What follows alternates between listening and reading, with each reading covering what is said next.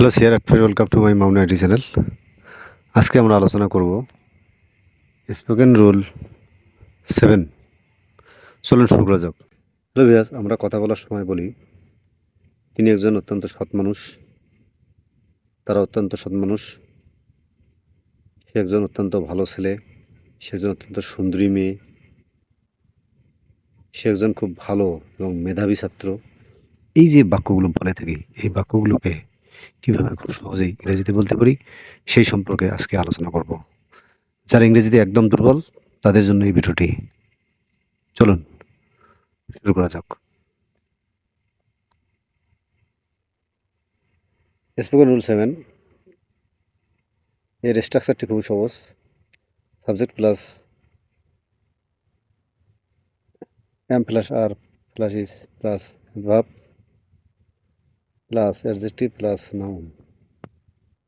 For example, first sentence, he is a very honest man.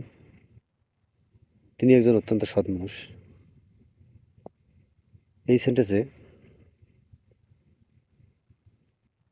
Man হচ্ছে noun, honest হচ্ছে adjective, কারণ মানুষটা কেমন, সৎ, কোন বোঝাচ্ছে, এই জন্য অনেস্ট হচ্ছে অ্যাডজেক্টিভ। কেমন সৎ, অত্যন্ত সৎ মানুষ। ভেরি মানে অত্যন্ত, ভেরিটা হচ্ছে অ্যাডভার্ব, অ্যাডজেক্টিভকে মডিফাই করেছে, এই জন্য ভেরিটা হচ্ছে অ্যাডভার্ব।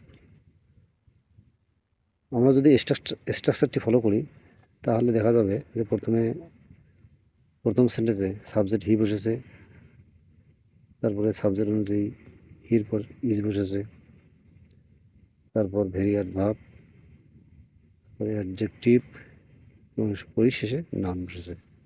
সুতরাং প্রথম সেন্টেন্সটি স্ট্রাকচার অনুযায়ী গঠিত হয়েছে। Next sentence, they are very honest man. তারা অত্যন্ত সৎ মানুষ। এই সেন্টেন্সের মেনটা হচ্ছে নাউন, অনেস্ট হচ্ছে অ্যাডজেক্টিভ এবং ভেরি হচ্ছে অ্যাডভার্ব। সুতরাং এই সেন্টেন্সটিও এই স্ট্রাকচার অনুযায়ী গঠিত হয়েছে। Is a very good student. সে একজন অত্যন্ত ভালো ছাত্র। এই সেন্টেন্সের স্ট্রাকচার হচ্ছে নাউন, গুড হচ্ছে অ্যাডজেক্টিভ এবং ভেরি হচ্ছে adverb. Is a very good boy. সে একজন অত্যন্ত ভালো ছেলে। বয় নাউন, গুড অ্যাডজেক্টিভ এবং ভেরি হচ্ছে অ্যাডভার্ব।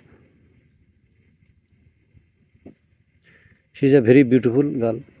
সে একজন অত্যন্ত সুন্দরী মেয়ে। গার্ল হচ্ছে নাউন, বিউটিফুল হচ্ছে অ্যাডজেক্টিভ। মেয়েটা কেমন, সুন্দরী, গুণ বোঝাচ্ছে, এই জন্য বিউটিফুল হচ্ছে অ্যাডজেক্টিভ, ভেরি হচ্ছে অ্যাডভার্ব। মেয়েটি কেমন সুন্দরী, অত্যন্ত সুন্দরী, মানে অ্যাডজেক্টিভকে মডিফাই করছে, অর্থাৎ অ্যাডজেক্টিভ সম্পর্কে অতিরিক্ত তথ্য দিচ্ছে, এই কারণে ভেরি হচ্ছে adverb. Rashed is a very rich man. Rashed একজন খুব ধনী লোক। ম্যানটা হচ্ছে নাউন। রাশেদ কেমন লোক, ধনী লোক। ধনীটা অবস্থা বোঝাচ্ছে, অবস্থা বুঝাইলে অ্যাডজেক্টিভ হয়, এই কারণে রিচ হচ্ছে অ্যাডজেক্টিভ। কেমন ধনী, অত্যন্ত ধনী লোক। অত্যন্ত অ্যাডজেক্টিভকে মডিফাই করেছে, অ্যাডজেক্টিভ অতিরিক্ত তথ্য দিচ্ছে, এই কারণে ভেরি হচ্ছে adverb. Is a very good and meritorious student. সে একজন খুব ভালো এবং মেধাবী ছাত্র। এই সেন্টেন্সে স্টুডেন্ট হচ্ছে নাউন, গুড এবং মেরিটোরিয়াস হচ্ছে অ্যাডজেক্টিভ, ভেরি হচ্ছে adverb. He is a very efficient an active businessman, সেই জন্য অত্যন্ত দক্ষ এবং কর্মোদ্যোগী। এই সেন্টেন্সে বিজনেস হচ্ছে নাউন, ইফিসিয়েন্ট অ্যান্ড অ্যাক্টিভ হচ্ছে অ্যাডজেক্টিভ এবং ভেরি হচ্ছে অ্যাডভার্ব। নোট: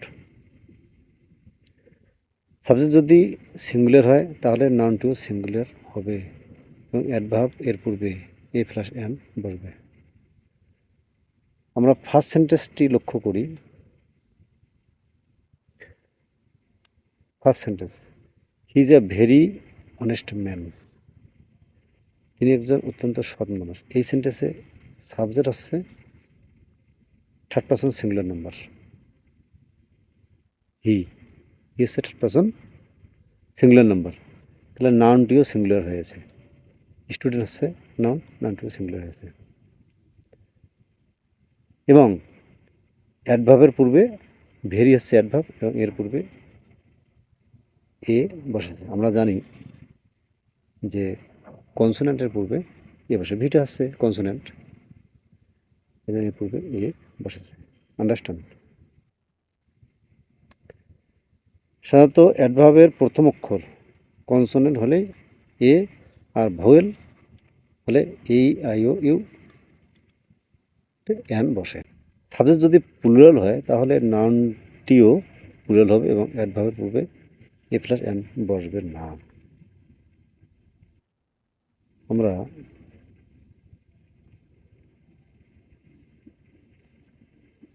সেকেন্ড সেন্টেন্সটি লক্ষ্য করি। দে আর ভেরি অনেস্ট ম্যান, তারা অত্যন্ত সৎ মানুষ। এই সেন্টেন্সে যেটা হচ্ছে third person plural number. Subject যদি থার্ড পারসন প্লুরাল নাম্বার হয় তাহলে নাউনও প্লুরাল হবে। মেনটা হচ্ছে নাউন কিন্তু নাউনটা হচ্ছে প্লুরাল। তাহলে সাবজেক্ট যদি প্লুরাল হয় তাহলে নাউনটাও প্লুরাল হবে এবং অ্যাডভার্ব এ বা এন বসবে না। তাহলে এই সেন্টেন্সে দেখা যাচ্ছে দে আর ভেরি অনেস্ট ম্যান, এখানে অ্যাডভার্বের পূর্বে কোনো এ বা অ্যান বসেনি। আন্ডারস্ট্যান্ড? হ্যালো ভিউয়ার্স, যদি আমার ভিডিওটি ভালো লাগে লাইক এবং সাবস্ক্রাইব নোটিফিকেশন বেলটি বাজিয়ে দিন। আপনাদেরকে অশেষ ধন্যবাদ।